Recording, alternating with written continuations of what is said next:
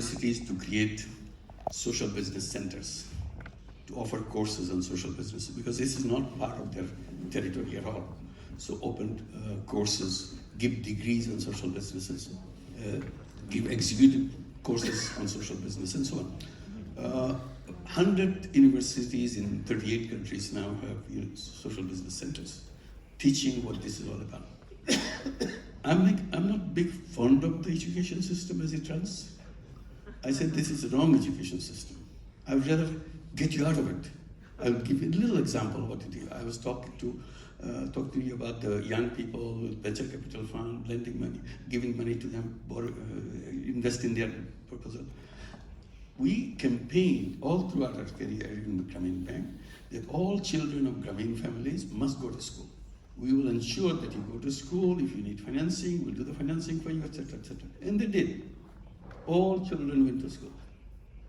Some went to colleges, some went to universities, because once your finance is not a problem, there is no difference between a child of a poor person or a child of a well-off person. They are same talented young people. So they did it. And they sit around and they complain to us, why did you send us to school? Now we went to school, we don't have any job. I don't know what to do with it. So I've been listening to this complaint. Every time I meet these young people, they say, well, you made the wrong thing sending us to school. We cannot do the things our forefathers did because we went to school. You destroyed us. So I was trying to think, did I destroy these people? Then came up with an idea. Started calling them in batches. Asked them. They said the same thing. I said, you know what? Your mother is a Grameen Bank borrower. That's why you came here. That's why we said, give you the money. Your mother took the money from Grameen Bank, started a business. She didn't come to Grameen Bank to find a job. We never talked about job. And she started a business and took the second loan, third loan, fifth loan, and you're here. She sent you to school and we helped you to stay in school. So now you went to school, you are telling that you give us a job. I said, you know the difference between you and your mother? Your mother is a natural human being. She knew she has to work. In her own, she has enterprise. All she needed the money. And once you give the money, she immediately got into action. You are now folding your hands, sitting when the job will come, sending application, otherwise I don't do anything. You are an artificial human being. Education system made you into an artificial human being. Only thing I can suggest to you, go back to your mother. Learn from her. How did she think? And if you come back, then you realize that she had something you never had in school. And come back that you can do the same thing as your mother did if you give me the money. And we'll be ready for your money. And that's the reason we created this venture capital fund. And it's been wonderful. We have now, it's about 6 years or 7 years, we have more than 100,000 young people with college degrees and so on.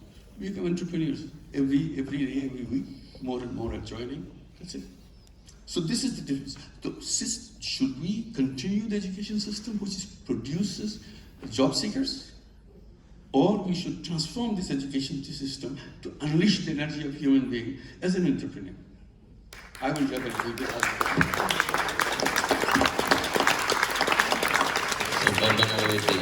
The challenge to have is to transform the artificial human beings in real human beings. Exactly.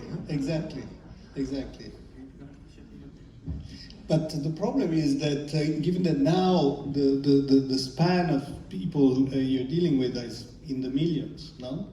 And I think that your personal views are extremely inspiring, and the fact that, I mean, it's interesting because when you were talking about COVID, you mentioned the most important thing was to put everybody online on Zoom so that they could talk, reforming the group. So this idea. So how can you make sure that your teaching can spread around and are taken up by some large group of people without being, changed or spoiled, if you want? I mean, it's to keep your real strong message. Let me put it this way.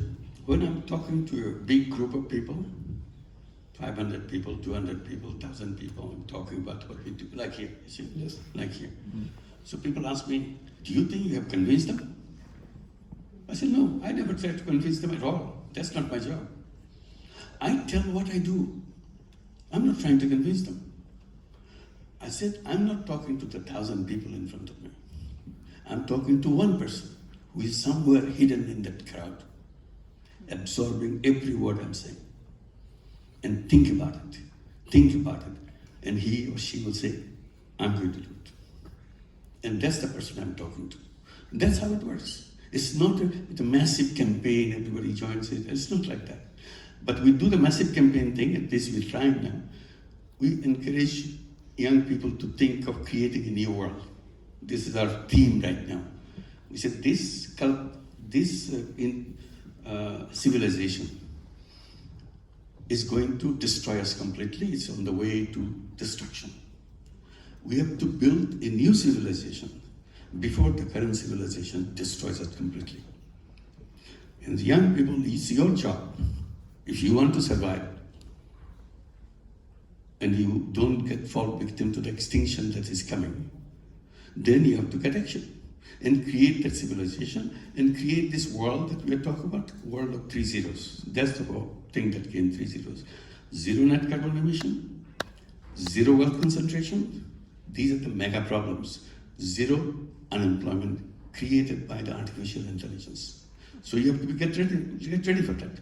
Create that 3 zero world. You also want to put poverty museums, right? Yes, that's poverty in the museum. I said poverty is not natural to human being. Yeah, exactly. It's human being is everything a human being needs.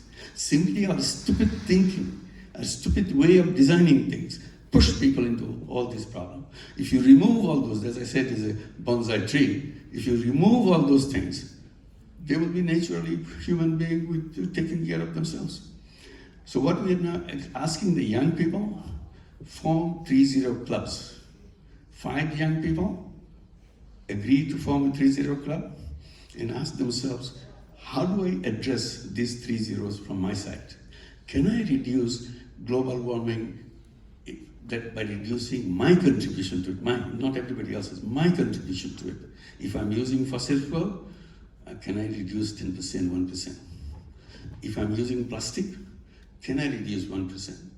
If I'm eating meat, can I reduce 1%? That's it. Yeah, I have to think every time I take a shower in the morning. Yeah. Can I keep doing it? Whatever the way you define it, do that.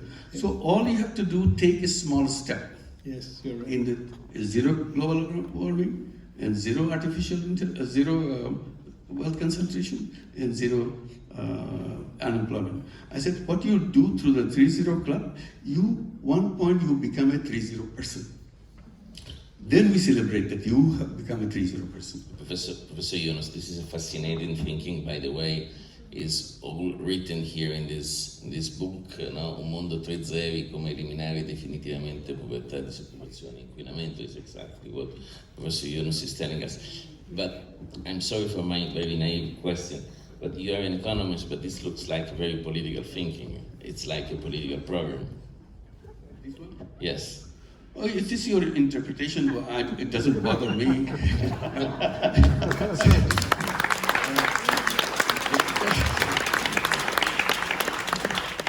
The first question came to me when I started microcredit, and it's still in one village. And my former teacher in Bangladesh saw me at one time. Do you consider yourself an economist? I said, I don't know. What do you ask? You're doing things which, somebody can do it. It's not an economist's job. I said, who said I'll do economist's job? I'm trying to see if I have a problem, can I solve a problem? That's all I'm doing. I'm not trying to protect my level that I'm an economist. I forgot that I said, I feel guilty that I spent time in learning economics. That has pushed me into the absolutely wrong direction. I have to unlearn this many, many ways so that I can open up my eyes and see things clearly. Then what economics has blinded me with. Please go ahead. And you see this 3-0 objective as a brutal reset or a progressive program? Depends on how much time you see you have. I say you don't have much time. by the time, if you talk to young people, by the time you come to the middle ages, probably one will not be there. So you have to act very fast. Your children probably will have no chance at all. So it's a question, even IPCC report tells us that within the next 10 years, we'll be crossing 1.5 degrees Celsius and all those kind of things. So there's a unanimous voice, so simply we don't care. We're so used to our own life, whatever we do, we don't care whether the world exists or disappears. I'm here. My children I'm giving everything to my children so that they can flourish and so on. But our house is burning. That's the truth. And inside that burning house, we are having parties, having fun. I said, we have no time for fun here. First thing to do is to stop the burning. Otherwise, we don't exist. We are the most endangered species on the planet right now. Yes, I think that that is a very strong warning. And going back to what you were saying, whether it's more a political statement than an economic program, I was going to ask you, what would your borrowers that are unable to give you back money? The question I was asking you: are you disappointed with them? And the idea of thinking whether you are disappointed with them, a completely different perspective of the one of a banker that would say, well, they failed and now they're out of my program, I kick them out, or I take their house or whatever. It's a completely different approach. Whereas I'm sure you would be disappointed because in the sense that it's an educational program what you're talking about. Even though it's different from standard schooling, but it's an educational program. So in the sense, you would be disappointed a little bit like a school teacher, like a professor. No, I think that's. It seems to me it's a little bit the way in which you deal with. Am I right? Or yes, you're absolutely right. I'll be disappointed, not on the person, in myself. Okay. So that's the difference. I'll be disappointed in myself that I couldn't find a way to help him. Can I do better? But the individuals are not all the same. So some of them, maybe they fail in doing their business. They don't manage, not because of you, but because they... Some fail, some fake. Some fake, cheat you. Yes. They can pay, but they wouldn't pay. Exactly. It's possible. But the fact that we could not reduce it, we cannot eliminate it, is my problem. Okay. I have not been smart enough to design something which make them So again, easy. it's the approach of an educator, not of a bank. You see, I never wanted to be a bank. No. That was But you founded a bank. I didn't want something to bank. We have some few minutes left. Can you tell us more? Why do you believe that poverty, unemployment, and pollution are connected? One thing leads to another. So, as I said, the system works simultaneously on other. People get hit at the bottom harsher. If you create pollution, they become the victim. One of the areas that we concentrate among many things that we do is the healthcare. And that's why I just mentioned in the beginning, we are so adamant to bring the vaccines in an affordable way to everybody and so on, take the patent right over them. And you mentioned that where the money will come from. We face that problem. We argued with those companies. I said, tell us how much money you spend. You keep saying that you spend. Give us a number. If you give us a number, we'll pay you. Get it out. Make it free. They don't say the word. I said, you tell us how much money you took from the government. This government gave you the money. And then we tell the government, don't give them the money. Because they use your public money, it's taxpayers' money, and make it billions of dollars personal profit for themselves. What kind of idea? I said, if I were a government, I will use this money to create a social business pharmaceutical company, rather than give the money to... This is completely one-sided thing. You are giving money to people to make more money, and using the crisis situation so that they can make more money for themselves. I said, this is the wrong policy. So we are not beyond that debate.